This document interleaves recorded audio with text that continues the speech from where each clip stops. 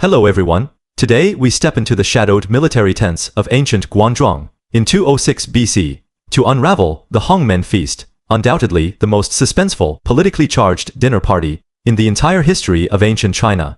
This was not a feast of celebration, nor a gathering of allies. It was a carefully laid death trap, a battlefield hidden behind wine cups and polite conversation, where the fate of the collapsing Qin Empire, the future of the Han Dynasty, and the lives of two legendary warlords hung by a single thread. To understand why this banquet changed everything, we must first step back into the chaotic final days of the Qin Dynasty, an era of rebellion, bloodshed, and ruthless competition for the vacant imperial throne. After decades of brutal tyranny, the Qin regime crumbled under the wave of peasant uprisings and noble rebellions that swept across China. Two figures rose above all others: Xiang, the noble, ferocious warrior from the Chu kingdom, and Liu Bang, a humble, former village magistrate with extraordinary charisma and political cunning.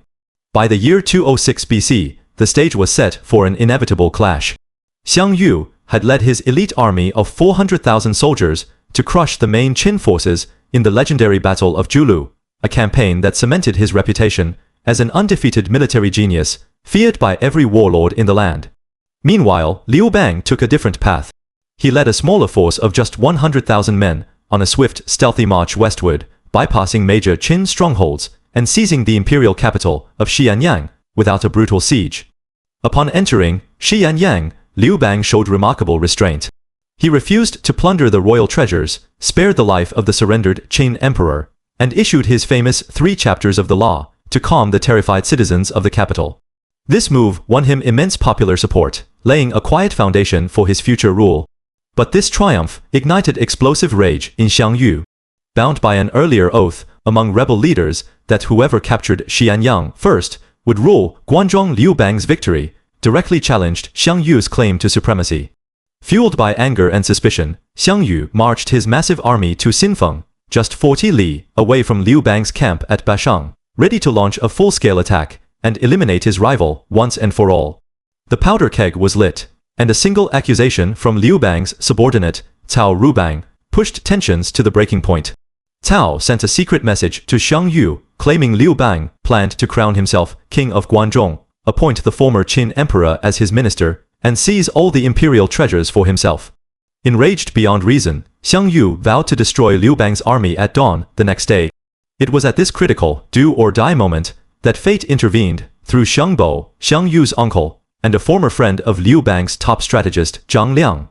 Fearing for Zhang Liang's life, Xiang Bo snuck out of Xiang Yu's military camp under the cover of night, galloping to Bashang to warn Zhang Liang of the impending attack.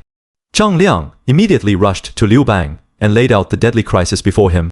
Cornered and outmatched militarily, Liu Bang had no choice but to adopt a strategy of humble submission and diplomatic charm. He treated Xiang Bo with the utmost respect, swore a sworn brotherhood with him, and begged Xiang Bo to plead his case to Xiang, insisting he had no ambition to claim Guanzhong for himself. He explained that closing the Hangyu Pass was only to guard against bandits and chaos, not to defy Xiang. Moved by Liu Bang's humility and the personal bond, Xiang Bo agreed to mediate, urging Liu Bang to personally visit Xiang the next day to offer a sincere apology. He also persuaded Xiang to treat Liu Bang with kindness, planting the first seed of hesitation in the proud warlord's heart.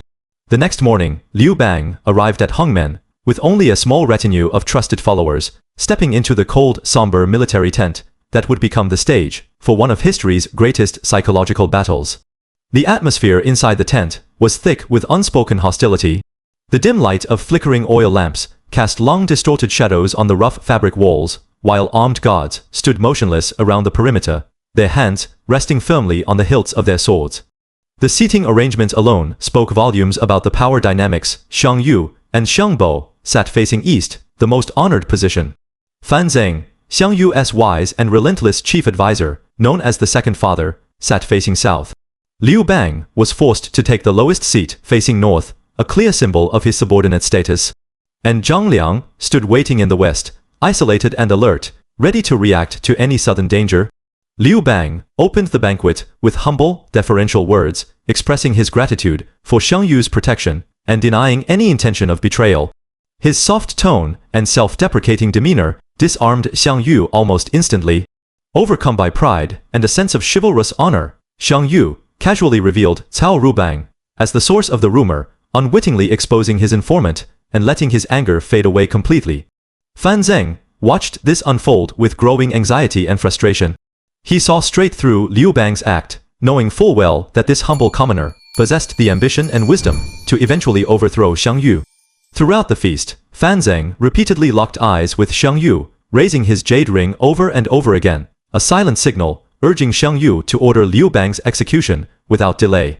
Yet Xiang Yu sat in stony silence, refusing to meet Fan Zheng's gaze, trapped between his aristocratic disdain for underhanded assassination and his momentary sympathy for Liu Bang's submission. Realizing Xiang Yu would never make the kill, Fan Zheng slipped out of the tent and summoned Xiang Zhuang, a skilled swordsman and loyal clansman of Xiang Yu. He ordered Xiang Zhuang to perform a ceremonial sword dance for the guests and to strike down Liu Bang mid-dance. What followed gave birth to one of China's most enduring idioms. Xiang Zhuang performs the sword dance, his target is Duke Pei. As Xiang Zhuang twirled his blade with deadly grace, his eyes fixed sharply on Liu Bang, Xiang Bo immediately recognized the plot. Bound by his oath to protect Liu Bang, he drew his own sword and joined the dance, deliberately positioning himself between Xiang Zhuang and Liu Bang at every turn, blocking every killing blow. The tent fell into an eerie silence, the clink of swords cutting through the quiet hum of the feast, every guest holding their breath as the life of Liu Bang hung in the balance. Sensing the imminent danger, Zhang Liang quietly slipped outside the tent and rushed to summon Fan Kuai, Liu Bang's most fierce and loyal general.